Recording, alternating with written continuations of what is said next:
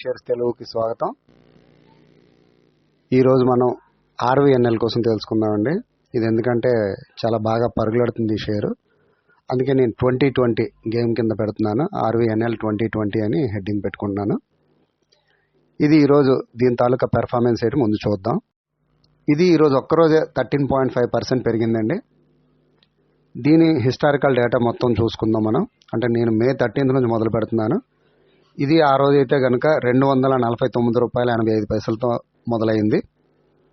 నిన్న 9వ తారీఖు July 9 619 high అండి, ₹619. అంటే మొత్తం మీద చూసుకుంటే ఈ 58 రోజుల్లో 249 మైనస్ 619 సుమారుగా మనం చూసుకుంటే ₹369.15 గెయిన్ అయిందండి ఈ 58 డేస్కి కూడా. అంటే 148% అండి, అప్రాక్స్లీ సుమారుగా 148% ఇంక్రీజ్ అయిందండి 58 రోజుల్లో. అంటే అప్పుడు ఎవరైనా పెట్టుబడి పెట్టుకునే వాళ్ళకి 3 పువ్వుల ఆరికాయలన్నమాట.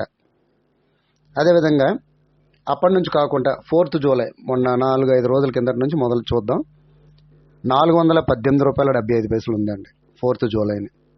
ఇప్పుడు 9th అయితే 619. అంటే ఈ 6 రోజుల్లో మొత్తం మీద 225 గెయినింగ్ ఇచ్చిందండి. అంటే 48% ఇచ్చిందండి. ఈ మొత్తం మీద మనం 58 రోజుల్లోని 148 అనుకుంటే, అంటే 52 రోజులకి కలిపి 100% అయితే ఈ 6 రోజులకి 48% ఇచ్చిందండి రిటర్న్స్ అనేది. కాబట్టి ఇందులో పెట్టుబడి పెట్టేవాళ్ళు అందరూ 2020 కింద మనం లెక్క పెట్టుకోవచ్చండి. అన్ని 6ర్లు 4ల కింద లెక్క. దానికి తోడు ఈరోజు వాల్యూమ్ కూడా చాలా ఎక్కువైందండి. దాని తాలూకా వాల్యూ కూడా కోట్ల మీద హైయెస్ట్ అన్నమాట ఈరోజు. తర్వాత ఇకపోతే ఈ చార్ట్ అబ్జర్వ్ చేయండి. అంటే హిస్టారికల్ డేటా కాకుండా ఆ హిస్టారికల్ డేటాలో ఏ విధంగా ఉన్నది మీకు చెప్పాను మే నుంచి చూసి. కానీ ఇక్కడ జనవరి నుండి జూలై వరకు, జనవరిలో చూడండి ఎంత తక్కువ ఉందో. అంటే బిలో 250, అంటే 150 నుంచి 250 లోపు, అంటే 211 ఆ రేంజ్లో ఉందండి. ఆ తర్వాత ఫిబ్రవరికి కొంచెం పెరిగింది, మళ్ళీ తర్వాత తగ్గింది, మార్చిలో కొంచెం తగ్గింది, ఏప్రిల్ అంతా అదే రేంజ్లో ఉంది, మేలో కూడా సుమారుగా అలాగే ఉంది. ఇంకా మే తర్వాత, మే 15th తర్వాత ఈ షేర్ మాత్రం చాలా బంపర్గా పెరిగిందండి. అంటే మనం 13th నుంచి చెప్పుకున్నాం కదా, ఇంకా అక్కడ నుంచి పరుగులెత్తింది. ఎంత రేంజ్ అంటే అంత రేంజ్కి సుమారుగా 619 దగ్గర మనకి నిన్న హై వచ్చింది. కానీ ఈ షేరు 1000కి టచ్ అయినా ఆశ్చర్యపోవాల్సిన అవసరం లేదు. 2 సంవత్సరాల్లో కంపల్సరీగా ఇది 1000 అనేది టచ్ అవ్వచ్చండి అని నా. ఇకపోతే క్వార్టర్లీ రిజల్ట్స్ చూద్దాం. ఇది మార్చి 23 నుంచి మార్చి 24 వరకు మనకి ఈ రిజల్ట్స్ అనేవి ఉన్నాయి. ఈ ఆపరేటింగ్ రెవెన్యూ అనేది మార్చి 23లో 5721.3 అయితే, ఆ తర్వాత జూన్ 23కి తగ్గిందండి, సెప్టెంబర్కి తగ్గింది, అదేవిధంగా డిసెంబర్కి కూడా తగ్గింది. కానీ మార్చి 24 వచ్చేటప్పటికి ఒక్కసారిగా చాలా హైక్ అయిందండి, బాగా పెరిగింది. అంటే 6700 వరకు పెరిగిందండి. తర్వాత ఆపరేటింగ్ ఎక్స్పెన్సెస్, ఈ ఇన్కమ్ బట్టే రెవెన్యూ బట్టే ఎక్స్పెన్సెస్ కూడా బాగా పెరిగాయండి. ఆపరేటింగ్ ప్రాఫిట్ క్వార్టర్, దీని తాలూకా క్వార్టర్ తాలూకా ప్రాఫిట్ చూడండి. ఆపరేటింగ్ ప్రాఫిట్ అనేది 455, అంటే డిసెంబర్ 23తో పోల్చామంటే అక్కడ 246 కనపడుతుంది. మనకి ఆపరేటింగ్ ప్రాఫిట్లో ఇది మార్చి 24లో 455, అంటే సుమారుగా ₹200, 200% పెరిగిందండి. కోట్ల మీద ఎంత లెక్క ఇది. డెప్రిషియేషన్ ఇది కామన్గా ఉంటుంది, ఇంకా తగ్గింది ఇక్కడ. మార్చి 23లో అయితే 5.8 ఉండేది, ఇప్పుడు 4.3కి వచ్చింది. ఇంట్రెస్ట్ కూడా సుమారుగా ఒకేలాగా మెయింటైన్ చేసుకొస్తున్నారండి, 146.3. అంటే దీన్ని బట్టి డెబ్ట్ ఎంత ఉందో మనకు తెలుస్తుంది అన్నమాట. ఇక్కడ 150.8, అంటే డెబ్ట్ అనేది ఎక్కువగా పెరగలేదు. తర్వాత ట్యాక్స్ అనేది చూసుకోండి, 146, అంటే మన రెవెన్యూ ఎక్కువ ఉంది కాబట్టి ట్యాక్స్ కూడా ఎక్కువ పడుతుందండి ఇది. తర్వాత నెట్ ప్రాఫిట్ చూసుకోండి, మార్చి 23లో 345, తర్వాత జూన్ క్వార్టర్కి తగ్గిందండి 333, తర్వాత సెప్టెంబర్ క్వార్టర్కి పెరిగింది 370, మళ్ళీ డిసెంబర్ క్వార్టర్ వచ్చేటప్పటికి 326 తగ్గింది, మార్చి 24 వచ్చేటప్పటికి చాలా ఎక్కువ పెరిగిందండి, 433.3%. పర్సంటేజ్ కాదండి, 433. ఇప్పుడు ఇయర్లీ రిజల్ట్స్ చూద్దామండి 5 ఇయర్స్కి. మార్చి 20 నుంచి 21, 22, 23, 24 ఈ టోటల్ రెవెన్యూ అనేది సంవత్సరానికి 20లోనే 14,796.2 కోట్లు. అది అలాగా మార్చి 21 వచ్చేటప్పటికి 15,730 కోట్లు, మార్చి 22 వచ్చేటప్పటికి 20,000 కోట్లు, మార్చి 23 వచ్చేటప్పటికి 21,000 కోట్లు, మార్చి 24 వచ్చేటప్పటికి 22,000 కోట్లు. అంటే ఈ 5 ఇయర్స్లో చూసుకోండి 14,796 నుంచి 22,915 కోట్ల వరకు పెరిగిందండి. అంటే బాగా ఇంక్రీజ్ అయ్యింది. తర్వాత ఆపరేటింగ్ ఎక్స్పెన్సెస్ అనేది కామన్, అది మనకి రెవెన్యూ వచ్చేదాన్ని బట్టి ఈ ఎక్స్పెండిచర్ కూడా పెరిగే అవకాశం ఉంటుంది.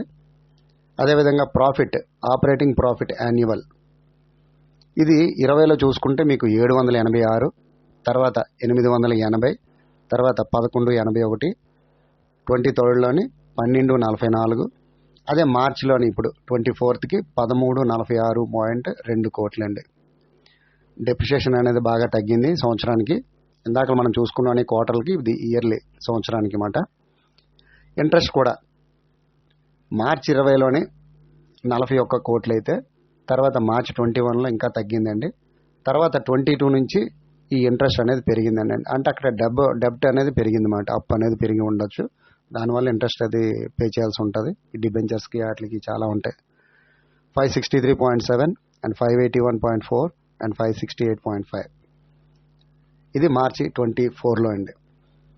అదేవిధంగా నెట్ ప్రాఫిట్ యాన్యువల్ ఇది చూసుకోండి. ఇది మార్చి 20లోని 789.9 కోట్లు, తర్వాత మార్చి 21 వచ్చేటప్పటికి, అంటే అన్ని ఖర్చులు పోను నెట్ ప్రాఫిట్ అంటే 940.6 కోట్లు, మార్చి 22లోని 1087 కోట్లు, అంటే మార్చి 23లోని 1268, మార్చి 24లోని 1463.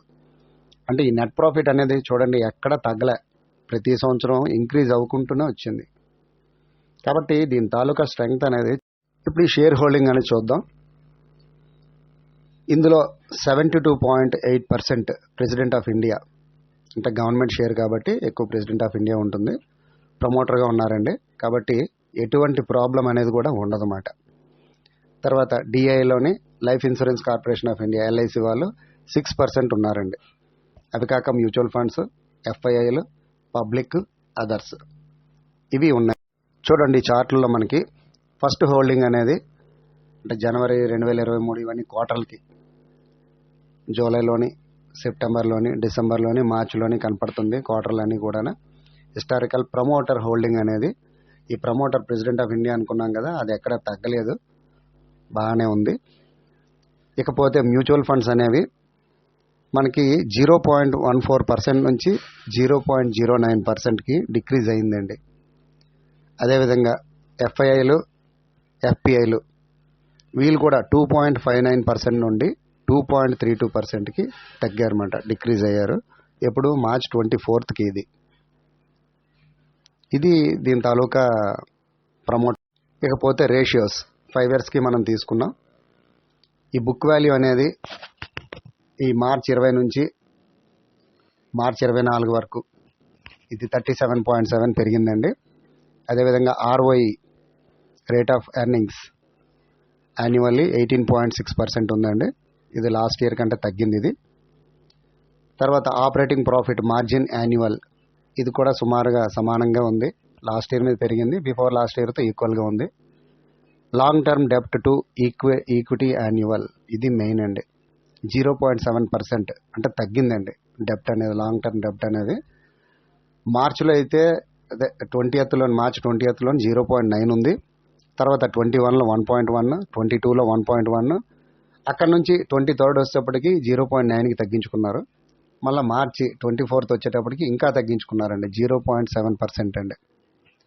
ఆర్ఓసిఈ అనేది 17.7 హైయెస్ట్ ఉందండి, బాగానే. టోటల్ డెప్ట్ టు టోటల్ ఈక్విటీ యాన్యువల్, ఇది కూడా అంతేనండి, తగ్గింది. మనకు అన్ని సంవత్సరాల మీద చూసుకుంటూ వస్తే ఈ మార్చి 24లోని డెప్ట్ అనేది తగ్గిందండి. ఈబిడిఐటి యాన్యువల్ మార్జిన్ 11.6%, ఇది కూడా మిగతా అన్ని సంవత్సరాల కంటే ఎక్కువగా ఉందండి. లాస్ట్ ఇయర్ మీద కూడా 0.5% పెరిగింది. అదేవిధంగా మార్చి 20తో పోల్చుకుంటే 7.2తో పోల్చుకుంటే స్వాట్ అనేది చూసుకుందాం. స్వాట్ అంటే ఏం కాదండి, స్ట్రెంగ్త్, వీక్నెస్, ఆపర్చునిటీ, థ్రెట్స్ అంట. ఇది స్ట్రెంగ్త్ అనేది 11%, గ్రీన్లో ఉన్నది కదా అది 11%, అంటే చాలా బాగుందండి. వీక్నెస్ అనేది ఎల్లోలో ఉంది, అది 1%, అంటే చాలా తక్కువ వీక్నెస్ అనేది. కాబట్టి మంచి పొజిషన్లో ఉన్నట్టుగా లెక్క. ఆపర్చునిటీ 2%, అది బ్లూలో ఉందండి. థ్రెట్స్ అనేది 1 రెడ్లో ఉందండి. కాబట్టి ఇది స్వాట్లో చూసుకుంటే స్ట్రెంగ్త్ చాలా ఎక్కువ ఉంది. కాబట్టి ఈ కంపెనీని మనం ఇందులో పెట్టుబడి పెట్టుకోవచ్చు అన్నమాట, నమ్మొచ్చు. ఇకపోతే అసలు ఈ కంపెనీ ఏమేమి చేస్తుంది, ఏ వర్క్ చేస్తుంది అనేది ఇప్పుడు చెప్పుకుందాం. మెట్రో ప్రాజెక్ట్ చేస్తుందండి, బ్రిడ్జ్ వర్కులు చేస్తుంది, ఎలక్ట్రిఫికేషన్ చేస్తుంది, గేజ్ కన్వర్షన్ చేస్తుంది, డబులింగ్ చేస్తుంది, new line training institute, other safety works, traffic facilities, workshop projects, track renewals, railway safety works, road over bridge. ఇవి కాకుండా అదర్ వర్క్స్ అవి కూడా చాలా చేస్తుందండి. వీళ్ళకి ఎన్ని కోట్లు వర్కులు ఉన్నాయనేది ఇందాక మనం అనుకున్నాం కదా, ఎంత ఉందో లెక్కలేదని చెప్పాను కదా. ప్రస్తుతానికి వర్క్ ఇన్ ప్రోగ్రెస్లో ఒక 42 ఉన్నాయండి. అవి ఇప్పుడు మనం చెప్పుకుందాం. ఇప్పుడు మనం చూపిస్తుంది మన మధురై రామేశ్వరం ఆర్ఈపీల్ ఆఫ్ ఫుల్ లిఫ్ట్ స్పాన్, ఇది బ్రిడ్జ్ వర్క్ అండి. ఇది ఒకటి రన్నింగ్లో. రిషికేష్ కర్ణప్రయాగ న్యూ లైన్, ఇది ఒకటి అవుతుంది వర్క్లోనే. అదేవిధంగా రాయ్పూర్ టిట్లాగర్ 203 కిలోమీటర్లు, పార్ట్ ఆఫ్ విజయనగరం రాయగడ టిట్లాగర్ రాయ్పూర్ 465 కిలోమీటర్లు, ఇది డబ్లింగ్ అవుతుంది. ఇది ధన్బాద్ సోనానగర్, ఈ వర్క్ తరుణ్ లైన్ 291 కిలోమీటర్స్ అవుతుందండి. ఇది మధుర ఝాన్సీ తరుణ్ లైన్, ఇది కూడా వర్కింగ్లోనే ఇంకా ఉంది, వర్క్ ఇన్ ప్రాసెస్ అని అర్థం అన్నమాట. Lucknow Pilibhit GC 262.76 kilometres, gauge conversion work అండి. ఇది కూడా రన్నింగ్లోనే ఉంది. విజయనగరం సంబల్పూర్ టిట్లాగర్ తరుణ్ లైన్, ఇది కూడా వర్క్ ఇన్ ప్రోగ్రెస్ అండి. జంగాయ్ ఫాఫామా డిఎల్ డబ్లింగ్, ఈ వర్క్ కూడా అవుతుందండి. బిమ్సెన్ ఝాన్సీ 206 కిలోమీటర్లు విత్ ఆర్ఈ అంట. బట్నీ అన్రిహార్ విత్ ఎలక్ట్రిఫికేషన్ 125 కిలోమీటర్లు అండి. పెపనా ఇందారా మా షాగంజ్ ఎక్స్క్లూడింగ్ ఇందరా మా 150.28 కిలోమీటర్లు డిఎల్ అంటండి. ఇది మధురై మానియాచి చూటికోరన్ డబ్లింగ్ విత్ 159 కిలోమీటర్స్ అండి. ఇది మనియాచి నాగర్కోయిల్ డబ్లింగ్ విత్ ఆర్ఈ 102 కిలోమీటర్లు అండి. విజయవాడ గూడూరు తరుణ్ లైన్, ఈ వర్క్ కూడా రన్నింగ్లో ఉంది. ఇంకా ఖరగ్పూర్ అంటే నింపుర ఆదిత్యపూర్ తరుణ్ లైన్ 132 కిలోమీటర్స్ అండి. హాస్పెట్ హుబ్లీ లొండా టెనాయ్ ఘాట్ వాస్కోడగామా 352.28 కిలోమీటర్లు అండి. పాలన్పూర్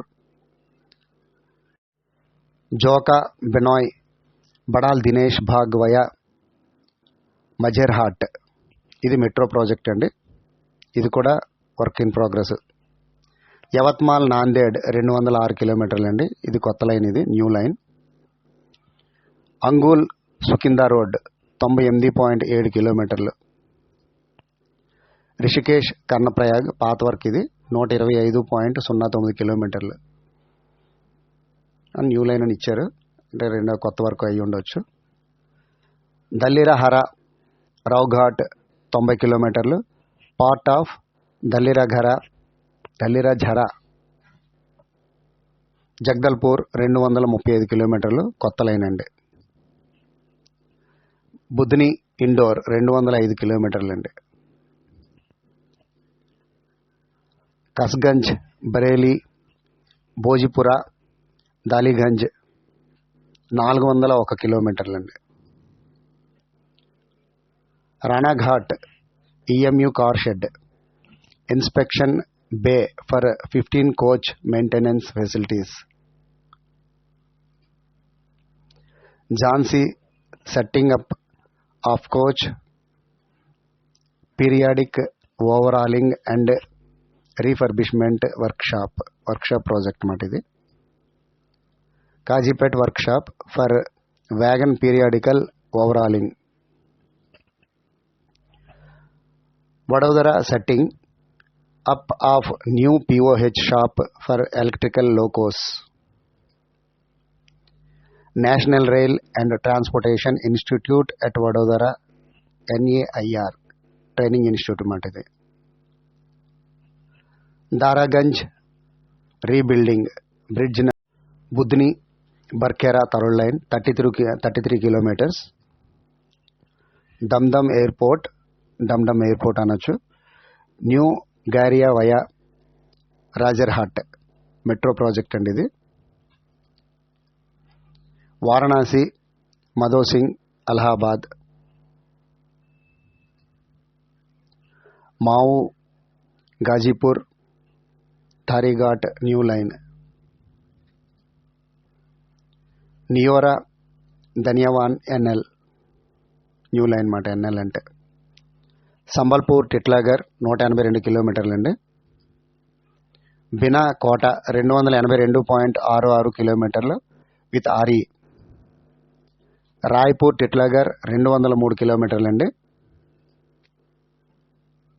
బనుపల్లి బిలాస్పూర్ బెరీ 63.1 కిలోమీటర్ అండి. Rajpura Bathinda doubling with electrification 172 point.